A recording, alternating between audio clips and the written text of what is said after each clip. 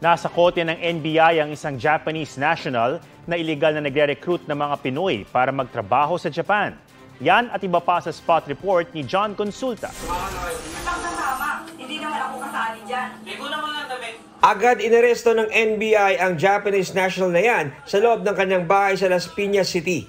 Illegal umanong nagre-recruit pa Japan ang dayuhan kapalit ng pera. Ang mga pinapangako niyang trabaho sa Japan ay caregiving tsaka factory worker. Hindi rehistrado sa Department of Migrant Workers ang suspect na sinisikap pang kunan ng pahayag. Wala rin siyang lisensyang mag-recruit. Filean siya ng violation ng illegal recruitment law at tsaka ng estafa. Paalala ng NBI sa mga nais magtrabaho abroad, tiyaking lisensyado ang mga recruitment agencies at huwag basta-basta makipagtransaksyon sa kahit kaninong individual. Bahagyang nasunog at tatanggal pa ang sidecar ng tricycle na yan matapos umalpok sa isang truck sa Batangas. Ayon sa mga pulis, nawala sa linya ang tricycle at bumangga sa kasalubong ng sasakyan. Nasugod pa sa pagamutan ng mga biktima pero biniwian ng buhay ang tricycle driver at isa nitong sakay. Nagpapagaling pa ang dalawa nitong pasahero.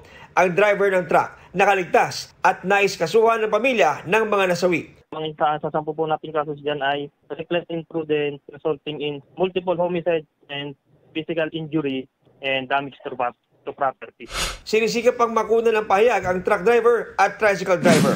John Consulta, nagbabalita para sa GMA Integrated News. Huwag magpahuli sa mga balitang dapat niyong malaman. Maaring mapanood ang State of the Nation at iba pang newscasts sa youtube.com/GMA News. I-click lang ang subscribe button.